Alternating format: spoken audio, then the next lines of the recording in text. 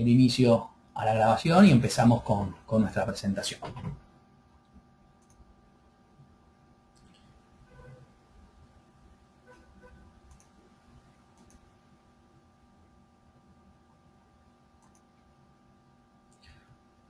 Bueno, buenos días. Mi nombre es Maximiliano Damián Acoto. Trabajo en SQL Server desde una versión que se llamaba la 4.2. Desde esos años hasta ahora hago consultoría en base de datos. Soy MVP en SQL en el año 2005 y fundador de TriggerDB. Primero debo agradecer a Softline por nuestro partner importante acá en Argentina, por darnos esta posibilidad de poderles a ustedes hacer llegar las novedades de SQL 2014 desde la parte técnica, y que bueno, en el tiempo que tengamos podamos ver, hacer un repaso de estas novedades para los administradores de base de datos. Ahí, bueno, tienen el link de la página comercial nuestra, o si no, digamos, se pueden contactar directamente con la gente de Softline Argentina. Bien. ¿Qué tenemos aquí? Los administradores de base de datos, la verdad que siempre hemos tenido distintos tipos de actividades. Todos los días tenemos que enfrentar distintos tipos de problemas. Y lo que fue sucediendo con los cambios de versiones de SQL Server, ya hace 2008, 2005, 2012, 2014, es ir adicionando algunas funcionalidades que nos vayan permitiendo la opción de mejorar nuestro servicio o nuestra tarea como DBA. O sea, ¿qué es mejorar? Hacer las cosas en el menor tiempo posible, tener mayor control de algunas cosas que antes no las teníamos, poder anticiparnos a los problemas. Bueno, cuestiones que básicamente son simples, pero que si nos van dando cada vez más herramientas, nosotros podemos hacer un mejor trabajo y que la organización sufra los menores incidentes posibles. Entonces, lo primero que vamos a ver en esta presentación para DBA de SQL 2014 son algunas de las novedades que hay en la parte de seguridad. No hay grandes cambios como sucedió, por ejemplo, con la inclusión de auditoría o con la inclusión de roles en SQL 2012, pero sí hay cambios que son importantes. Básicamente, acá aparecen algunas opciones de seguridad muy interesantes, como por ejemplo la posibilidad, la primera que vemos aquí de todas, que es la posibilidad de conectarnos a todas las bases de datos. ¿Qué es eso? Supongamos que tenemos 100 bases de datos, 20 bases de datos, 1000 bases de datos, 3 bases de datos, no importa. Todos sabemos que un login, para que pueda hacer uso de esa base de datos, tiene que estar creado su usuario dentro de la base de datos. Con lo cual, técnicamente, si yo quiero darle a un auditor, por ejemplo, la posibilidad de que pueda hacer select de todas las tablas, de todas las bases de datos, tengo que ir una por una y darle, digamos, esa conexión. En 2014 nos dan la posibilidad de darle un permiso, si es que lo queremos hacer, ¿no? Podemos seguir teniendo la granularidad que teníamos antes o no.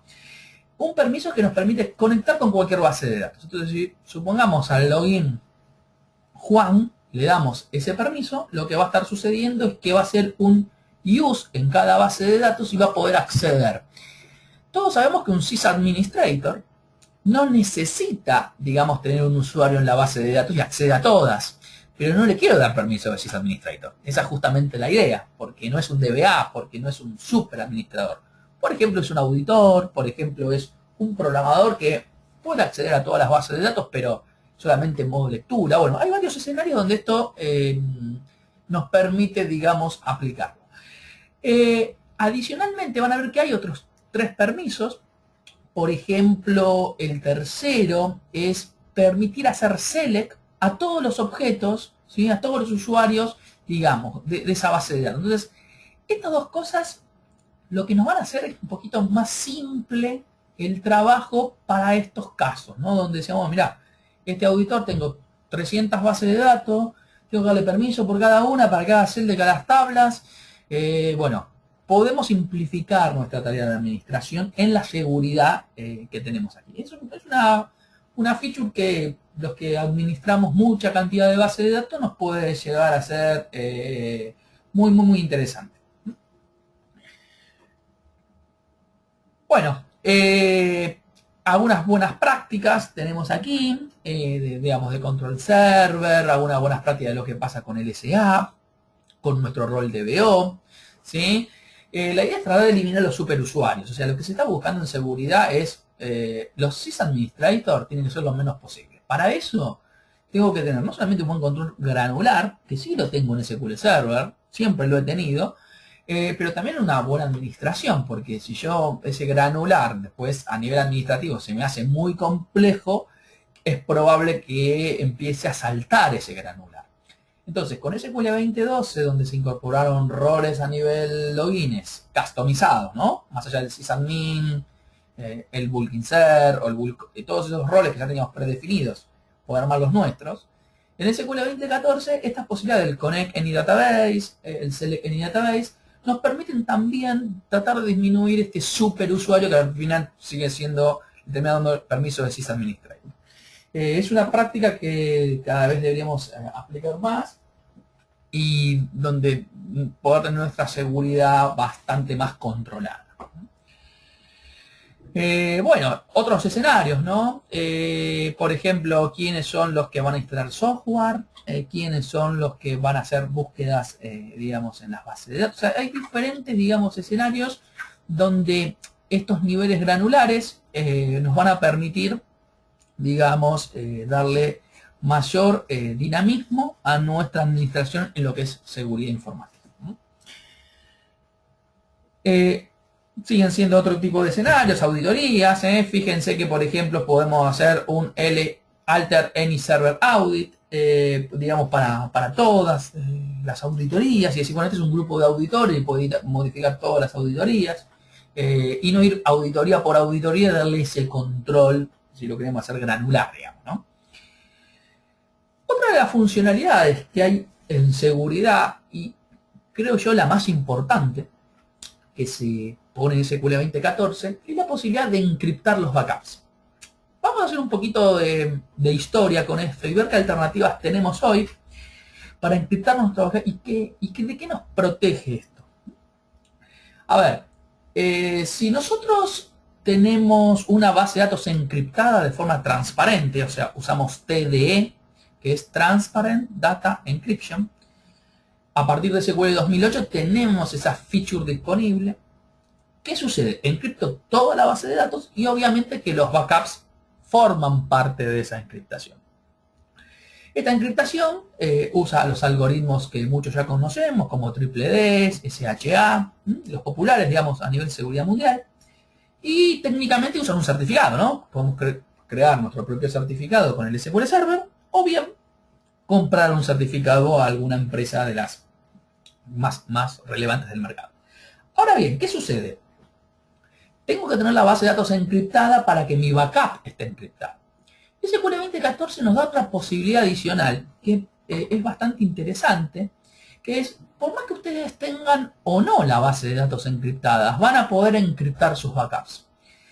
Entonces, yo voy a poder generar un backup de SQL Server, como lo hacemos hasta ahora, con un certificado, y ese backup no se va a poder restaurar en otro ambiente que no tenga el mismo certificado. Esto la verdad que me da un nivel de seguridad muy superior a un backup tradicional o a lo que se hacía en viejos tiempos, donde lo que se trataba de hacer es ponerle, digamos, una password al backup. Eso ya está básicamente deprecado. Entonces, esta funcionalidad de poder, digamos, tener los backups encriptados, a mi juicio, es una de las funciones más interesantes que hoy podemos hacer. Y sin tener data encryption habilitado. O sea, no quiero tener toda la base de datos encriptada, quiero solamente tener los backups encriptados. Más allá de esto, tenemos que andar pensando que los ambientes están mutando un poco, y están mutando de lo que llamamos el ambiente local, o digamos más marketinero, el ambiente es on-premise, a lo que es el ambiente de cloud o el ambiente, por ejemplo, de Azure, Microsoft Azure. En ese tipo de ambientes donde yo supongamos pueda decir que mi SQL Server está local, pero mis backups están en un storage de Azure, bueno, es muy probable que lo quiera tener encriptado eso por si alguien dice, mira, ¿quién puede leer esta información? Nadie, porque está encriptado con un certificado que yo tengo. Entonces, esto la verdad que genera un escenario distinto al que veníamos manejando hasta el momento o las posibilidades que nos daba hasta el momento. Porque aquellas personas que no tenían la base de datos encriptada tenían que encriptar si querían backup encriptados o usar herramientas de terceros si querían lograr algo de eso. A mi juicio, como les repito, es una de las funcionalidades de seguridad que, digamos, más me apetece. Este es básicamente un ejemplo donde hago un backup de la base de datos y ahora le voy a poder adicionar qué algoritmo quiere y con qué certificado lo voy a usar. Algo interesante es que el restore no tiene cambios, o sea, no tengo que hacer un restore distinto, simplemente que si yo hago un restore en un servidor y no tiene creado la master key con su certificado, como es en TD, va a dar un error. Va a decir, este backup no lo puedo restaurar porque no tengo el certificado adecuado. Para todos los que trabajen con certificados y estas cosas, cuando se crea el certificado en la base de datos es muy buena práctica hacer un backup a ese certificado. Porque si guardan el script de creación y lo quieren volver a crear en otro ambiente, no es el mismo certificado, por más que, digamos, el script sea el mismo. Tienen que hacer un backup donde sí ahí se va a guardar el .ser y ese sí .ser lo pueden restaurar en otro servidor con la creación del certificado. Resource Governor. Salimos un poco de la seguridad y nos metemos en un tema que todos los días o casi siempre a los DBA nos trae algún dolor de cabeza. ¿Qué es esto? Tenemos en nuestro servidor de base de datos diferentes aplicaciones que compiten por los mismos recursos. El sistema de punto de venta que está constantemente haciendo facturas o haciendo pedidos y un reporte, una interfaz, bueno, diferentes situaciones. Obviamente que los recursos no son ilimitados y ¿cómo hago yo para poder balancearlos a estos recursos?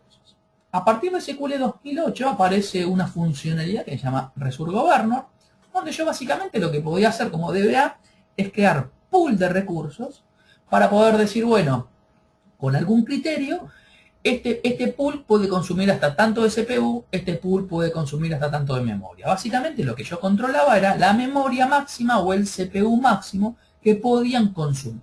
Un ejemplo. Se crea una función de clasificación dentro del SQL Server, donde, por ejemplo, diga si la base de datos es tal, o el login es tal, y la hora es de tal a tal, anda a tal pool de Resource Governor, y ese pool, supongamos que tenga el 10% máximo de consumo. Entonces, si yo tenía que competir con otra cosa, le dejaba solamente consumir un 10% y no que consuma todo y las operaciones más críticas estén esperando el recurso. Es una excelente funcionalidad que tiene SQL Server a partir de 2008, pero que en 2014 le agregaron algo muy interesante, que es la posibilidad ahora de poder controlar no solamente el CPU y la memoria máxima, sino la cantidad de IOPS, entradas y salidas por segundo, que es a nivel disco, que puede tener este pool.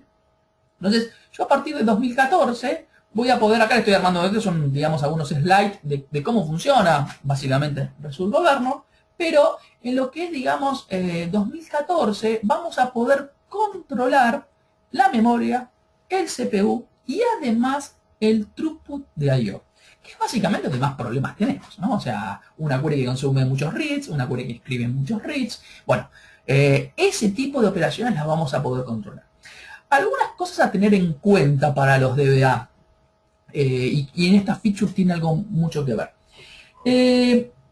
Muchas de las funcionalidades nuevas que vamos a estar viendo, como esta por ejemplo, no están más vía Wizard, sino están vía script. Muchas cosas vamos a tener que hacer script y hacerlo vía TSQL. Hay, digamos, una idea de eso. Yo soy de la idea de que tienen que estar las dos cosas, el Wizard y el script, pero que las cosas duras tienen que estar por script para que lo haga más a conciencia, ¿sí? Entonces este tipo de cosas lo van a ver que se hace por script. Este es un ejemplo de un script de SQL 2014, donde fíjense en las últimas opciones, ahí en las que están en rojo, que puedo indicarle la mínima cantidad de IOPS por cada volumen o la máxima cantidad de IOPS por cada volumen. Entonces ahora puedo decir que este grupo soporta, supongamos, hasta 300 IOPS. Si la aplicación quiere consumir más de eso, lo va a encolar o le va a dar más prioridad a la IOPS a otra aplicación. Entonces, si yo tengo un disco que tiene 2000 IOPS de capacidad de performance, puedo decir, esta aplicación consume hasta 1000 y esta otra consume hasta 1000, o esta consume 500 y esta otra consume 1500. Eso va a permitir que ninguna de las dos quiera consumir menos de 2000 y que la otra se empiece a encolar. Poder balancear básicamente estos recursos. Muy interesante esa funcionalidad, la verdad que obviamente que hay que configurarla, tener un buen diseño y hacer algunas pruebas, ¿no? O sea, como estábamos en Resolve Governor, las versiones 2008. Otra de las alternativas que nos da 2014 es, digamos, la posibilidad de aumentar las tareas, mejorar las tareas administrativas. ¿Cuáles? Rebuild de los índices, defragmentación de los índices, todo ese tipo de tareas que a veces el DEA tiene que decir, ¿cuándo corro esto? Y no, lo voy a correr a tal hora porque genera mucho, digamos, overhead, o genera mucha latencia, o genera mucho tráfico. Obviamente que en versiones anteriores, como SQL 2005, ya teníamos muchas de estas funcionalidades. Los índices online ya se pueden hacer desde SQL 2005. Lo que se fue haciendo es agregándole cada vez, digamos, más funcionalidades para que nuestra tarea administrativa pueda estar en un sistema real de 7×24 y no se note en la aplicación. Como por ejemplo, ahora la posibilidad de hacer esto, ¿no? De en una sola partición, si tengo una tabla particionada, hacer un rebuild online de los índices de esa partición.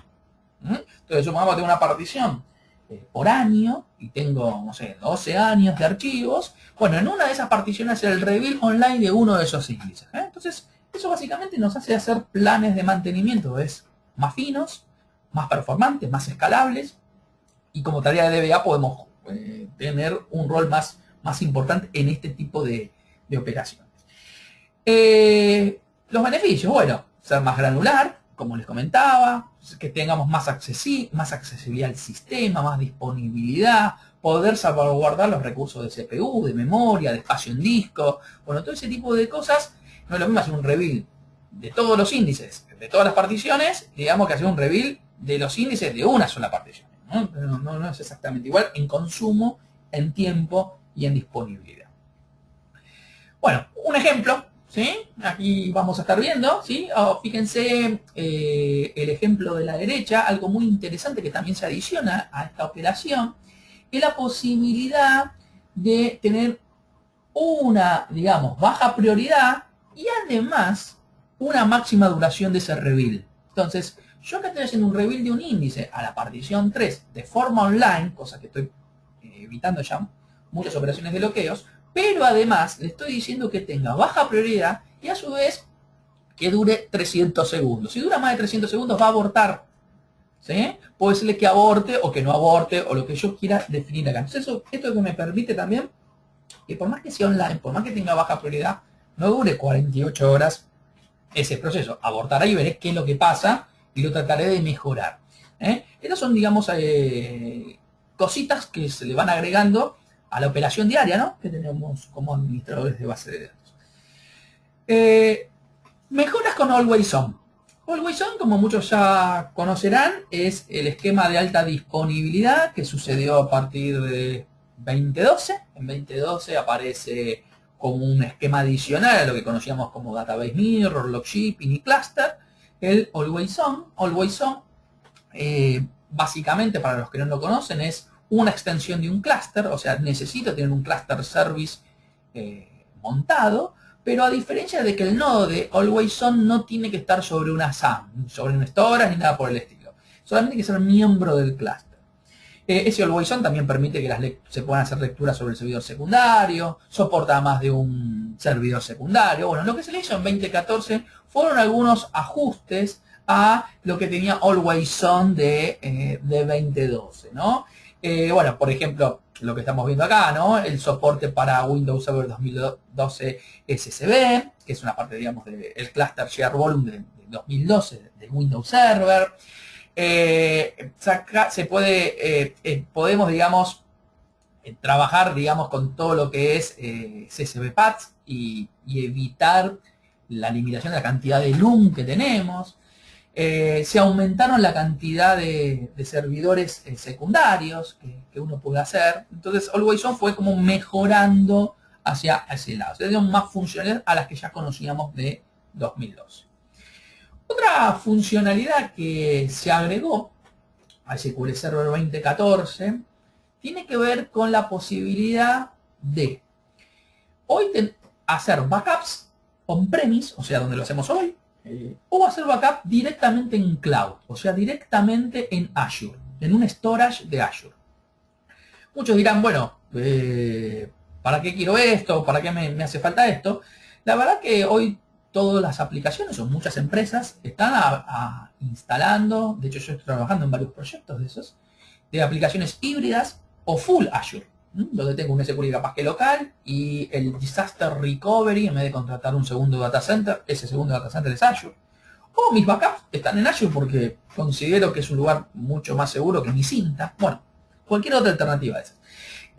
Poder hacer los backups en Azure es directamente en Azure. O sea, si lo queremos hacer nosotros de forma manual, que tenemos que hacer un backup on-premise y eso con algún programa, llevarlo a el HTTP de Azure. Aquí lo que estamos viendo en el ejemplo de acá abajo es poder hacer en la instrucción backup database y poderle adicionar una URL. ¿Sí? Esa URL que le estamos adicionando acá es la que me va a permitir ponerle todo el path de Azure de mi storage. ¿Sí? Entonces, para eso voy a tener que crear una credencial y directamente después usar esa URL para mis backups. Tanto de forma gráfica como en instrucción lo voy a poder hacer. Ya que estamos hablando acá de hacer backups en Azure, también existe la posibilidad en SQL 2014 de tener un SQL Server on-premise, o sea, en su instalación, y que el MDF, el LDF, no esté alojado en un storage local, sino también esté alojado en un storage de Azure. Con lo cual, puedo crear una base de datos X local y le puedo decir que ciertos archivos, por ejemplo las imágenes, no sé, lo que se me ocurra, tenerlo local y otros en Azure y el SQL está procesando local. Hay que estudiar obviamente la arquitectura de esto, hay que estudiar, digamos, qué necesidad de negocio tiene cada uno con esto, pero lo que sí es importante es la integración que tenemos con Azure. Después si la usamos o no la usamos puede ser un detalle menor, ¿sí? Pero es la integración que tenemos con este tipo de plataformas, sobre todo si están pensando en esquemas de Disaster Recovery en Azure, que es una de las cosas donde quizás hoy más apuntan todos estos modelos. Bueno, acá vemos un ejemplo, ¿no? SQL Server, pues tenemos una máquina, cuando hablamos de Azure, podemos tener obviamente diferentes esquemas. Una cosa es SQL Server Database, que es el servicio de Microsoft que da sobre Cloud, y otra es una máquina virtual sobre Azure. Entonces una máquina virtual con un SQL Server, mi SQL Server, lo instalo yo el SQL Server o uso el template que ya viene en las máquinas virtuales y empiezo a interactuar con todo este mundo, donde tengo mi SQL Server on-premise, como vemos acá, una máquina virtual que tiene SQL Server y tengo mi gran storage de Azure que está en la nube. Y puedo jugar con todo esto ya que 2014 empezó a ser, digamos, una inclusión, digamos, una inclusión cada vez más fuerte con todo lo que es cloud en SQL Server. Entonces, si tengo esta necesidad de tener un DRP afuera o tengo la necesidad de tener mis backups afuera, porque lo quiero poner, digamos, en la nube, los voy a poder hacer, digamos, integrados al mismo todo el de SQL 2014. Bueno, aquí también lo ven en la interfaz gráfica eso, ¿sí? Fíjense que podemos hacer un backup directamente en una URL, nos va a aparecer la opción de URL y ahí vamos a poder indicarle la URL que tenemos asignada de Azure, ¿sí? Del bloque storage de Azure. Y en los restores es bastante sencillo, o sea, el restore elegiré el restore si es también de una URL o si es de una ruta, por ejemplo, f2./backup de mi servidor local. Bien, algunos resúmenes adicionales para los administradores de base de datos. SQL 2014 incorpora algunas funcionalidades, como por ejemplo el cambio en el procesamiento del query plan, ¿sí? O sea, todo lo que era el engine de procesamiento de query plan tiene, digamos, ya algunos años, si bien se va mejorando, pero lo que es la cardinalidad de ese plan de ejecución fue cambiado drásticamente en SQL 2014, mejorando los tiempos de performance importantes, ¿sí? Eso que, digamos, parece una simple feature, lo que tienen que tener ustedes en cuenta como administradores de base de datos es que el modo de compatibilidad que tenga la base de datos tiene que ser 2014, porque si es 2012 no se aplican esas funcionalidades, con lo cual hay una degradación de performance sobre esa base de datos. Otra de las cosas que se fueron agregando es la posibilidad de que las estadísticas, la actualización de estadísticas, se vaya haciendo de forma incremental, ¿sí? Yo puedo hacer un barrido incremental de estas estadísticas en SQL 2014. A los que asistieron a la sesión anterior, hemos visto todo el trabajo de tablas in memory, hemos visto todo el trabajo de buffer pool. Esta segundo webinar está más orientada a la administración en sí, al administrador de base de datos en sí. Otra de las consideraciones a tener en cuenta es que si quiero ir a una instalación de SQL 2014, tiene que pasar por un proceso de migración. Ese proceso de migración debe ser contemplado como los procesos de migración que tenían antes. O sea, no voy a instalar un SQL Server, hacer un detach y un attach y ya está. No, voy a instalar un SQL Server, voy a hacer el procedimiento de probar mi base de datos en el nuevo servidor, etc. Algunas consideraciones que hay que tener. La compatibilidad 90 o SQL 2005 ya no es soportada en 2014. Si vengo de un SQL 2005, el formato de archivo está en 2005, con lo cual no voy a poder hacer un restore sobre 2014, me va a dar un error. Voy a tener que hacer un paso intermedio sobre 2008, 2008 R2, 2012, el que tengan ahí a mano, y después saltar a 2014. Pero, hay un dato adicional. Si yo tengo un 2012, o un 2008 R2, o un 2008, y la base de datos la tengo en modo compatibilidad 90, esa base de datos cuando migra a 2014 va a quedar en modo de compatibilidad 100, no va a quedar en modo 90. Con lo cual, tengan mucho cuidado con esto, porque puede ser que las aplicaciones tengan algunos problemas funcionales. ¿Qué es lo que hay que hacer? Como todo proceso de migración, certificar que la aplicación funciona para el modo de compatibilidad adecuado de la base de datos, y no tirarnos así a la pileta de forma espontánea. La verdad que hay muchos cambios en 2014, muchos cambios en performance, mucha mayor integración con cloud, mejoras en seguridad, como vimos, mejoras en Resource Governor, como vimos. El salto es bastante importante, con inclusive 2012, ni hablar si vienen de versiones más viejas, ¿no? O sea, de un 2008 a un 2014 hay un salto más que importante en todas estas funcionalidades. Bueno, con esto espero que haber hecho un resumen de algunas de las novedades o las más importantes novedades que tiene SQL 2014 para el administrador de base de datos. Que haya sido claro, que me hayan podido escuchar bien. Y bueno, si tienen alguna pregunta en este momento, podemos irla atendiendo en el tiempo que nos va quedando. Así que pueden usar la misma interfaz que tenemos aquí y hacer las preguntas que ustedes les apetezca, ¿sí? Les voy dejando de vuelta mis datos, ¿sí? Mientras tanto voy viendo si hay alguna pregunta que ustedes deseen que yo responda.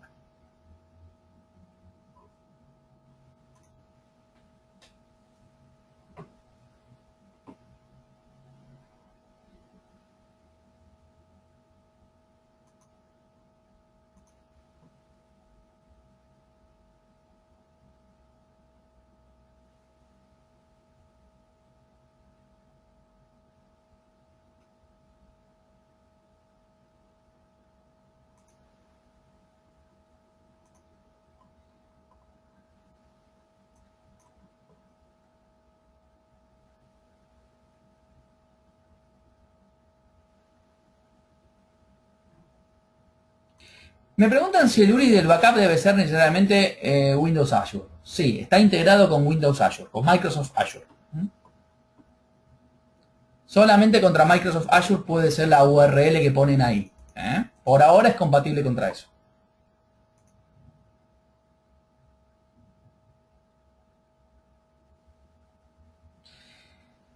Me preguntan a qué me refiero con los tips de seguridad a la instalación de software. Bueno, ¿qué sucede? Como diga, viene un producto nuevo, ¿sí? Y dicen, yo para instalar este producto tengo que usar sysadministrator. Todos piden sysadministrator, porque es la fácil, la llave de la casa digamos, se la puedo dar a todos. Y bueno, acá lo que estoy haciendo es, no, tratar de ser más fino con eso. Entonces, con estos nuevos permisos, más los que ya tenía en 2012, puedo ser más fino en dar estos roles.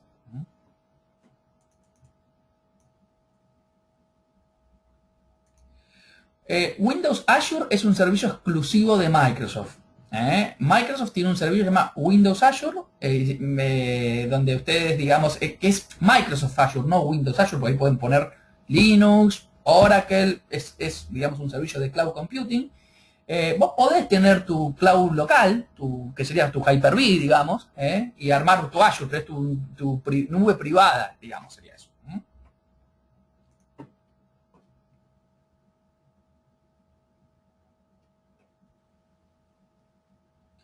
Me preguntan, para montar un clúster de SQL 2014, ¿el SQL 2008 es soportado o solamente SQL 2012? No sé a qué te hace referencia con esto, pero si yo armo un clúster, es un clúster de las mismas versiones. O sea, si es un clúster activo o pasivo, voy a tener una instancia activa en un servidor y otra instancia pasiva, pero son las dos 2014, o 2012 o 2008. El clúster de SQL existe de la versión 2000 de SQL Server.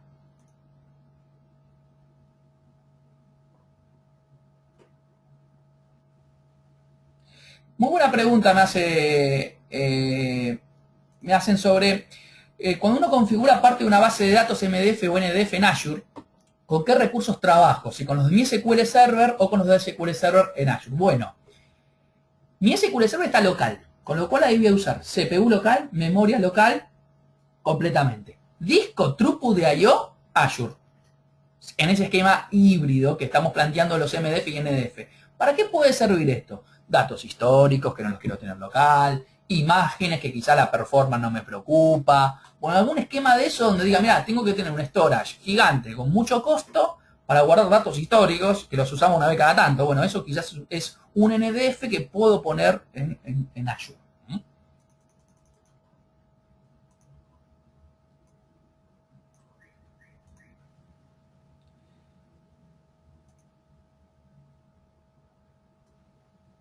Me preguntan para migrar de SQL 2012 a 14 que hay que tener en cuenta en la data y en los logs. No, la verdad que no tenés que tener nada en cuenta. Es lo mismo que una migración como venías haciendo hasta ahora. Podés hacerla por backup y restore, por attach y detach, más todos los procedimientos que se hacen después de una migración. Hay todo un documento, ¿no? Para hacer eso. Y solamente ten en cuenta el modo de compatibilidad. Fíjate que en 2012 si lo tenés en 90 va a aparecer en 100. O sea, eso tenga mucho cuidado. Me pregunta si hay un costo, digamos, para tener Azure. Sí, Azure es un servicio. Es un servicio que ustedes contratan en Microsoft y que tienen diferentes servicios ahí. Storage, nada más. Poder poner máquinas virtuales. Poder tener servicios como SQL Server. Poder tener Web Application. Bueno, hay una variedad de servicios.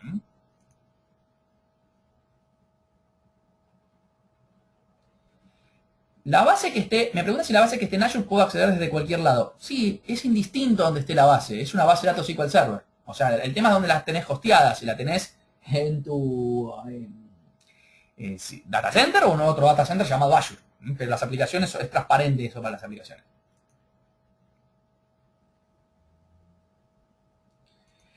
Las aplicaciones para que se conecten a una base de datos de Azure o una base de datos de Azure, si es el servicio SQL Database, es lo mismo que igual o parecido el Connection String a lo que hacen ustedes on-premise, pero eso es SQL Database. Si ustedes ponen una máquina virtual en Azure, es como tener su máquina en vez de en su data center en Azure. Van a tener que, si tiene que se conecte una aplicación desde su empresa hacia Azure, van a tener una VPN, ¿no? Como si lo tuvieran, no sé, en otro hoster.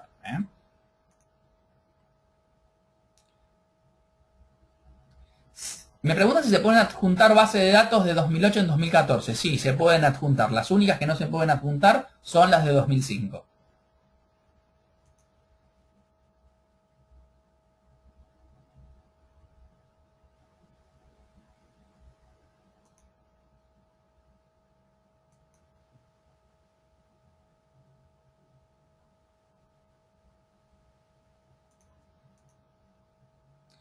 Bueno, vamos a dar por finalizado este webinar.